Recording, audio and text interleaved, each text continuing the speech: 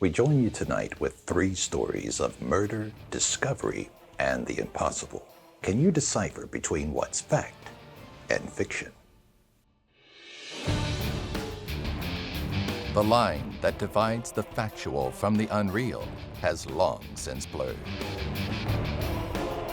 The tales we once thought fantastical, now implanted as truth. To decipher verity from the imagined, you must break from the ordinary and consider a universe where the outlandish prevails. Can you expand your mind to see beyond our perceived reality?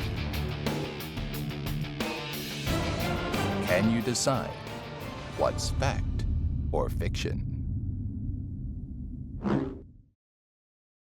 Laura Marston was your typical amateur author. She was self-published, self-promoted, and even more, was inadvertently responsible for her own murder.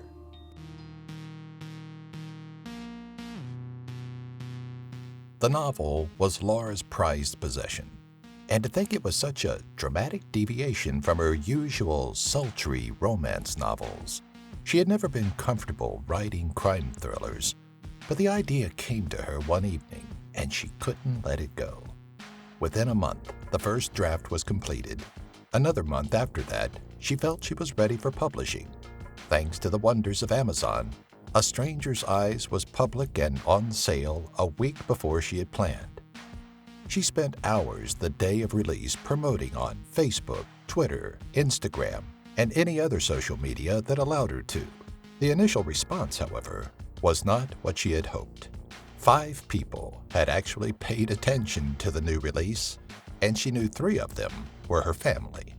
After the first day, Laura worried that maybe the murder scenes were too graphic. In it, a killer is on the loose in a quiet Maine town, decapitating women and mailing the heads to random addresses across the country. It was demented, she was willing to admit that, but she also thought not knowing if you'd be the next to get a head in the mail was a different kind of thrill. A week passed since release, and her sales only climbed by 2 more readers. And again, they were likely family or friends. At the start of the second week, however, she received a strange message on her Facebook. It wasn't from a name she recognized, making the message even more haunting.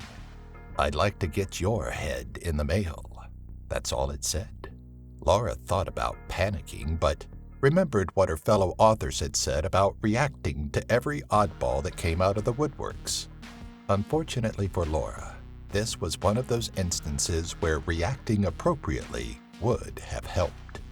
In the quiet of the night, all anyone knew was that she was home alone, supposedly working on her next romance. Police estimate the break-in occurred at 10:45 p.m., which was late for the sleepy town. Laura's body was found sprawled out on the floor beside her writing desk, missing a pivotal piece. A week later, halfway across the country, Yolanda Brenner received an unexpected package, one containing the severed head of Laura, hopeful author, and, as some remember her, the woman that wrote her own murder. We're inspired by the strangest things. So is it insane to think a killer could read a book and happen upon what they may consider the perfect murder? Or did Laura's book offend someone so badly that they had to act appropriately? You'll find out soon. But before we get to the reveal, another tale for you to decipher. Our next story is one we'd all like to happen to us. A mass of unusual wealth discovered in our own backyard. The Crystal family simply wanted a new in-ground pool. With what they found, they could have a backyard paradise worth envying.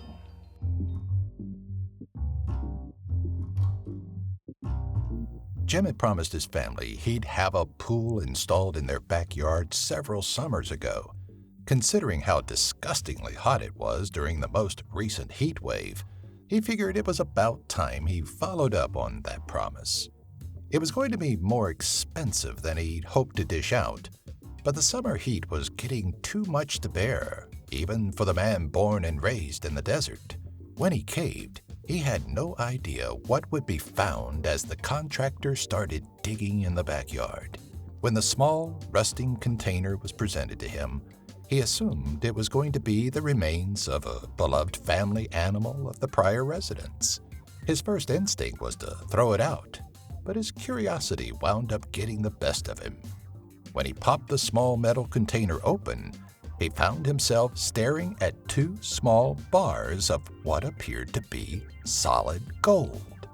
The surface was clouded over the years of living underground, but the shine of the metal broke through the dirt in several spots. Jim knew he had happened upon something that was, at the very least, unique. He didn't consider the possible value of the mysterious golden objects, but decided to look into them a little more. As he brushed away the dust that clouded much of the engraved design, he recognized at least one piece of it, a swastika. Upon further inspection of the small gold pieces, he noticed further evidence that what he held in his hands wasn't American. Jim didn't want to get his hopes up, but he also knew he had to get it properly inspected. If it was what he thought it was, pieces of solid Nazi gold, he knew the expenses of the pool would no longer be a worry. After having the value appraised, Jim knew he had to unload the two pieces and took them to the local auction house. What he was left with was an extra $30,000 in his bank account. Nazi gold. Is it something you'd really want to profit off of? Well, I guess that's not the real question we want to ask. Rather, what's the likelihood of an American finding 2 bars of Nazi gold in his own backyard? Ponder that as we get ready for our third and final tale of the night. Would you want to live without a head?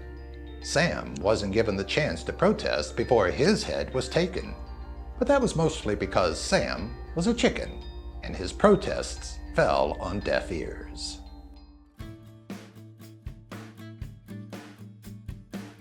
It was Sam's time to go. But the Wyandotte knew nothing of what was about to happen to him as he joined an assembly line of his fellow feathered friends.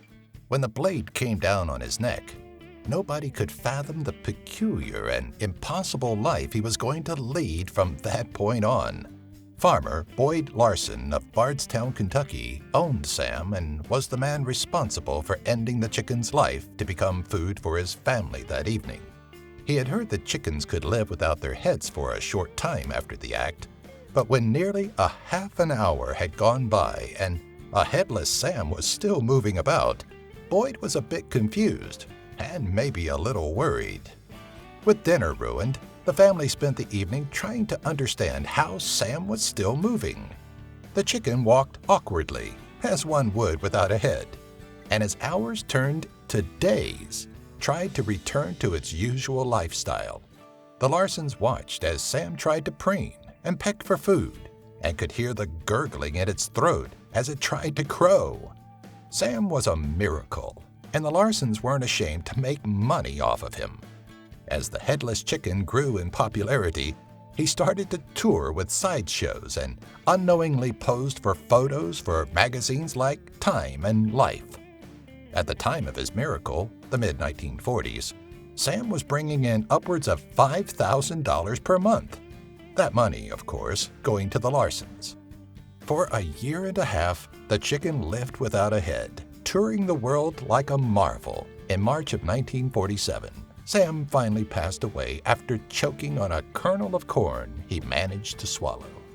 After his death, a closer look into his condition determined that his jugular vein had been missed by Boyd's axe, and the bulk of his brainstem was left behind. It was all he needed to control his basic bodily functions and allow him to live as normal a life as any headless chicken could. If not for the little bit of medical science at the end, it'd be easy to peg this one as an exaggeration of the old adage, running around like a chicken without a head. Or is Sam the chicken some kind of miracle animal? We know you're dying to know, so let's get into the reveal. Are you ready to find out if you can decipher between fact or fiction? Let's look back at tonight's 3 stories and find out which were born from reality and which were fabrications of the imagination. We started the episode off with a dark tale of murder. Did we stump you on that one? While the killers can get inspired by a variety of mediums, Laura Marston's crime book is not one of them. This was another one of our made-up stories.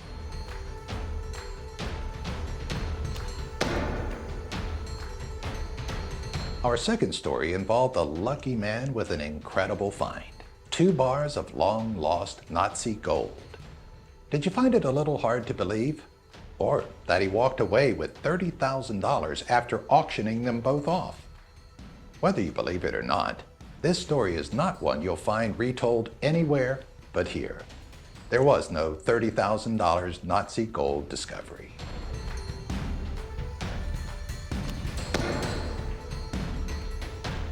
When you first hear the story of Sam the Chicken, you really want it to be factual. It's a fascinating story, despite the inevitable ending. So did you think we completely fabricated the tale of Sam the Headless Chicken? If so, you may be surprised that we didn't. Sam's story is based on Mike the Headless Chicken. For 18 months after a botched slaughter, Mike lived without a head, becoming a sideshow and earning owner Lloyd Olson of Fruita, Colorado, a heap of money. Believed to be a hoax, Olson brought Mike into the University of Utah in Salt Lake City to verify his claims.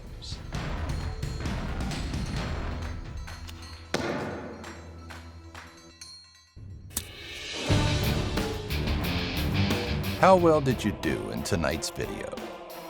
Did you look past the deception of our world and define the off-blurred line that struggles to separate lies from the truth? Let us know in the comment section below. And should you find the urge to test your perceptions again, be sure to subscribe and join us next time when we ask you to decide what's fact or fiction.